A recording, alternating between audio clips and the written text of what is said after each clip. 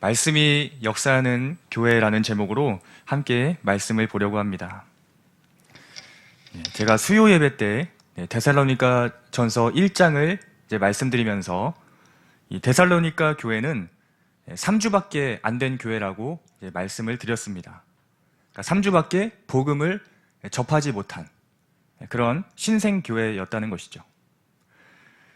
그래서 바울이 걱정이 굉장히 많이 됐을 텐데 그 걱정과는 다르게 이 데살로니가 교회에 그 믿음이 좋다는 소문이 각 처에 퍼졌다고 했습니다. 어떻게 이러한 일이 가능했을까? 이것이 바로 복음의 능력이요 말씀의 역사인 줄 믿으시기를 바랍니다. 데살로니가 교회를 볼 때에 교회를 오래 다녔다고 해서 믿음이 좋은 것은 아니라는 것을 알 수가 있습니다. 신생 교회임에도 불구하고 이 믿음 좋기로 소문난 것을 보면 중요한 것은 얼마나 다녔는가가 아니라 얼마나 말씀의 역사를 경험했는가, 얼마나 다녔는가가 아니라 얼마나 말씀의 역사를 경험했는가, 이것이 중요한 부분이라는 것을 알 수가 있습니다. 바라기는 우리 중앙교회가 이 말씀의 역사를 항상 경험하면서 살아갈 수 있는 그런 교회가 되기를 간절히 소망합니다. 오늘 본문을 살펴보기 전에 먼저 2장에 대해서 제가 잠깐 말씀을 드리면 이것은 바울의 변호라고 할 수가 있습니다. 당시에 바울을 좋지 않은 시선으로 바라보았던 이 적대자들이 있었는데요. 이 적대자들은 바울이 사역하는 모습을 보면서 바울이 열심히 하는 것은 회중으로부터 돈을 뜯어내기 위해서 저렇게 열심히 하는 것이 아니냐, 이런 식으로 생각을 했습니다. 사실 바울이 어떻게 사역했는지를 보면 절대로 그런 말을 할 수가 없는데 이 적대자들이 바울을 모함하고 공격하는 것이죠. 짧게 저희가 이 바울의 변호에 대해서도 잠깐 두 가지로 좀 살펴보길 원합니다. 바울이 돈을 보고 사역한 것이 아니라는 것을 알 수가 있는데, 첫 번째는 1절과 2절에서도 소개가 되지만 억울한 일을 당해도 바울은 계속해서 복음을 전했다라는 것입니다. 바울은 빌립보에서 귀신 들려 점치는 여종을 고쳐준 것 때문에 억울하게 매를 맞고 억울하게 옥에 갇히는 이 억울한 상황을 만나게 됐습니다. 하지만 하나님의 놀라운 역사로 이제 풀려나게 되었는데, 풀려나고 나서 간 곳이 어디였습니까?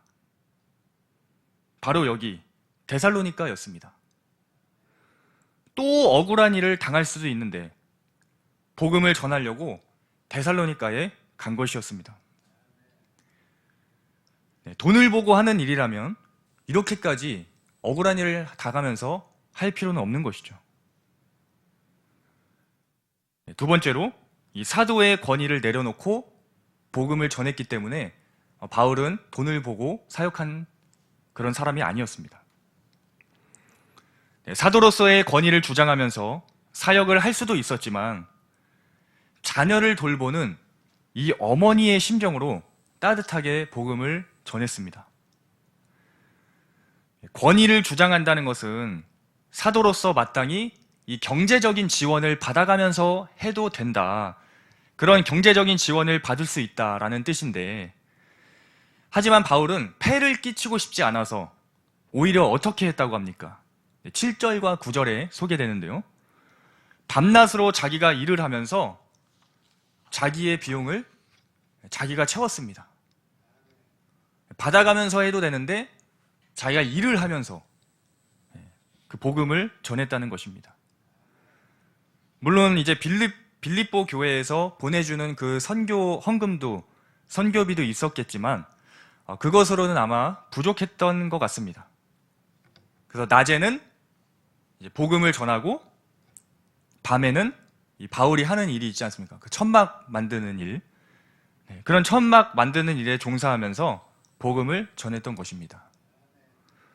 돈을 보고 하는 일이라면 이렇게까지 할 필요는 없는 것이죠. 그래서 우리는 이 바울의 모습을 보면서 이 적대자들이 이야기하는 그 이야기들은 헛소리라는 것을 금방 알 수가 있습니다.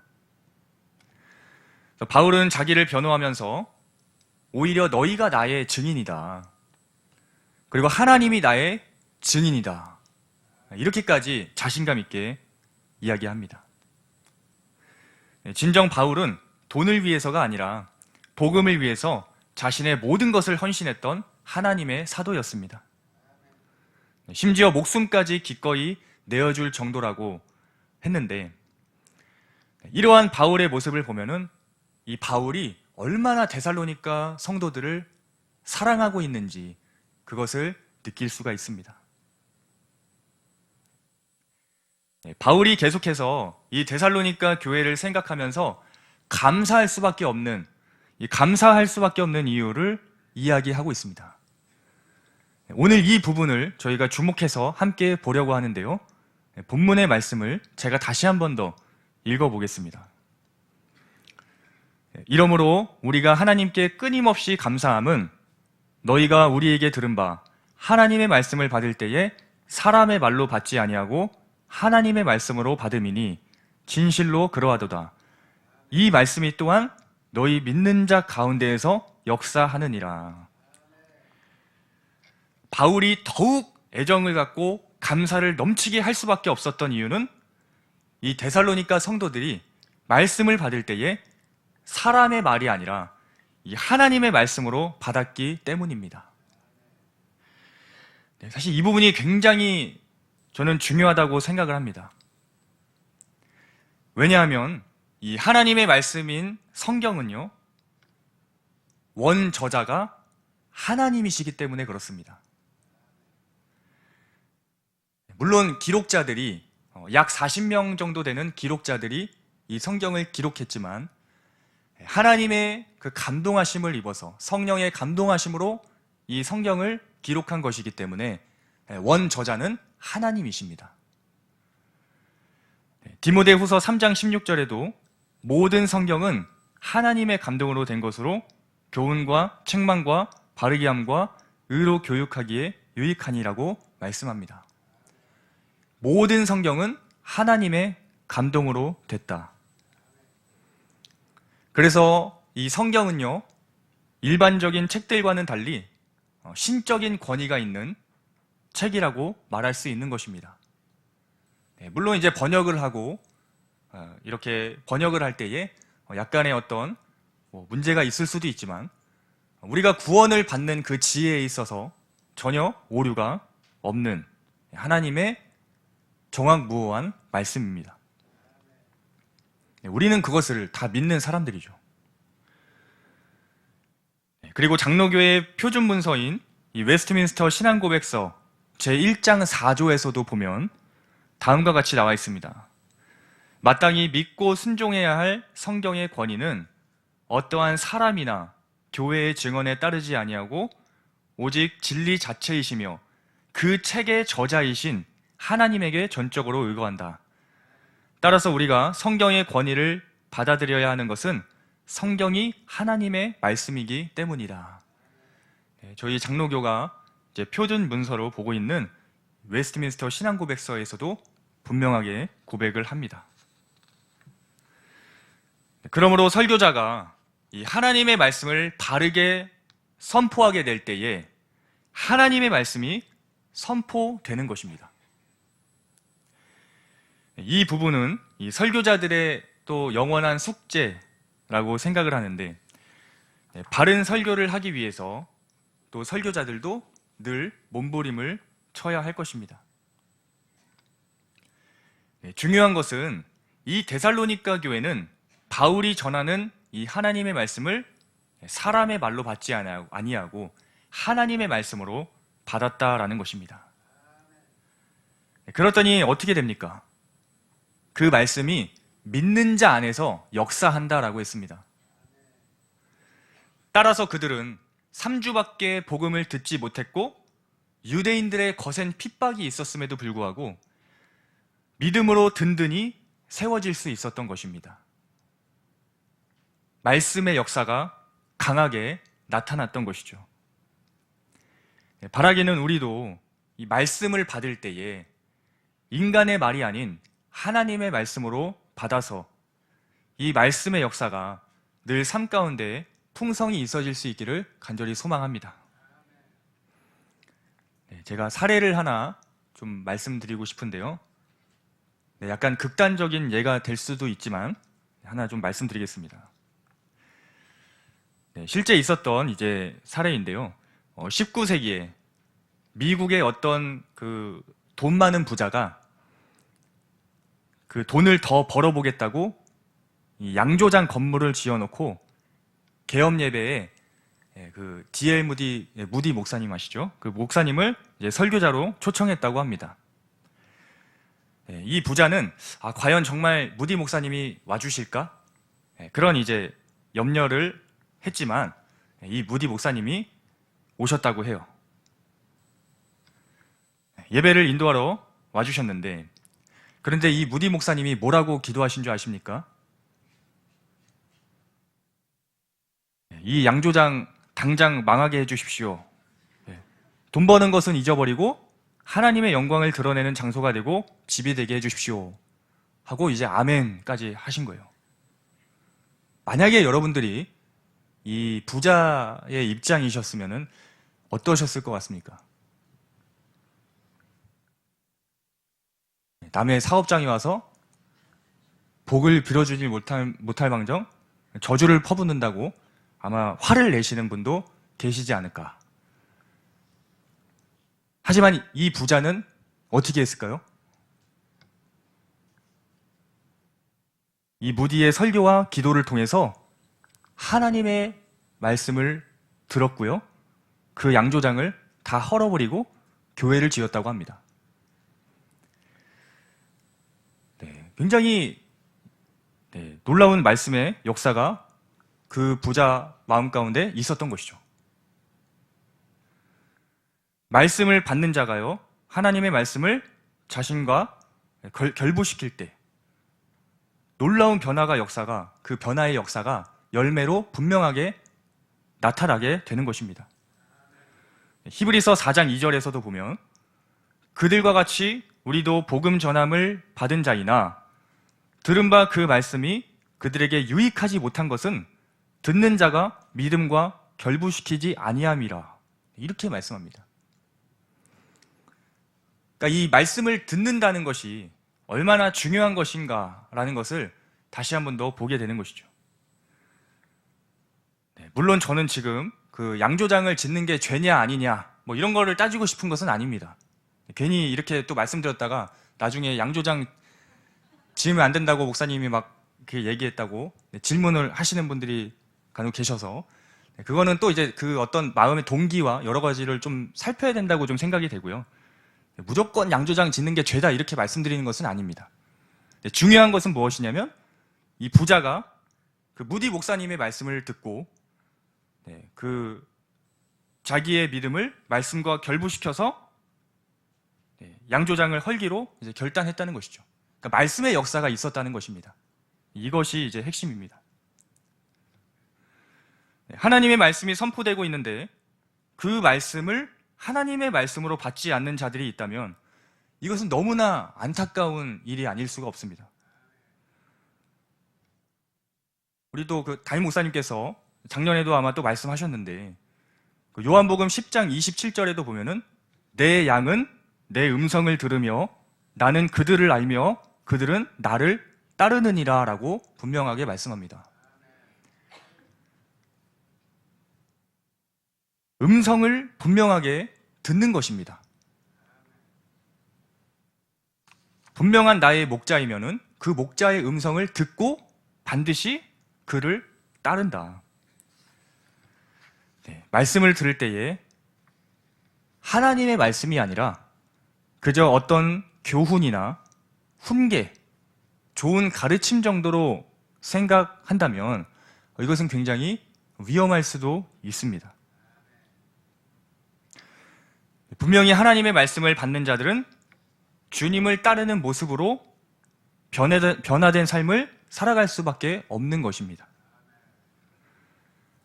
그래서 사실 굉장히 좀 조심스러운 부분이지만 이 말씀을 듣는 태도와 그 태도와 함께 그 열매를 보게 되면 그 사람이 정말 참 신자인지 아닌지도 어느 정도 대략적으로 생각해 볼 수 있게 되는 것 같아요. 물론 그렇다고 절대 판단을 하자는 건 아니지만 말씀을 듣는 태도와 그 열매를 보면 어느 정도 좀 생각해 보게 되는 그런 모습들이 있는 것 같습니다. 하지만 우리가 판단하고 정죄하는 것은 우리가 할 몫은 아니지만요. 이 구원을 받아서 좋은 밭을 소유하고 있는 자들은 이 말씀을 들을 때 하나님의 말씀으로 받아서 분명하게 30배, 60배, 100배의 결실을 그 열매를 맺게끔 되어 있는 것입니다. 이러한 결실은 말씀을 듣는 것에서부터 시작하게 되는 것입니다. 하나만 더 좀 말씀드리고 좀 이제 정리를 해볼까 하는데요. 18세기 말에 그리고 19세기 초에 영국의 노예 제도를 폐지시킨 이 윌리엄 윌버포스라는 사람이 있었습니다. 이 사람은 독실한 기독교인이었는데요. 자신의 사랑하는 친구 윌리엄 피트가 말씀의 은혜를 경험하기를 굉장히 소망했습니다. 하루는 함께 런던에 방문했다가 어느 유명한 목사님의 설교를 들으러 같이 갔다고 합니다. 윌버포스는 얼마나 은혜를 받았는지 마치 하늘에 다녀온 감격을 느꼈다고 합니다. 하지만 친구 이 피트는요, 너무 지루해했으며 무슨 말을 하는지를 알아들을 수가 없었다고 합니다. 이렇게 똑같이 말씀이 선포되는데 한 사람은 말씀의 역사를 경험하고 있고 또 한 사람은 말씀의 역사를 경험하지 못하는 이런 일이 있게 되는 것입니다. 제가 오늘 아침에 부서 친구들한테도 이야기를 했지만 이 예배 시간 중에서도 하나님의 말씀이 선포되는 이 설교 시간은 그 예배 시간에 이 설교 시간은 이제 꽃이라고 합니다. 꽃.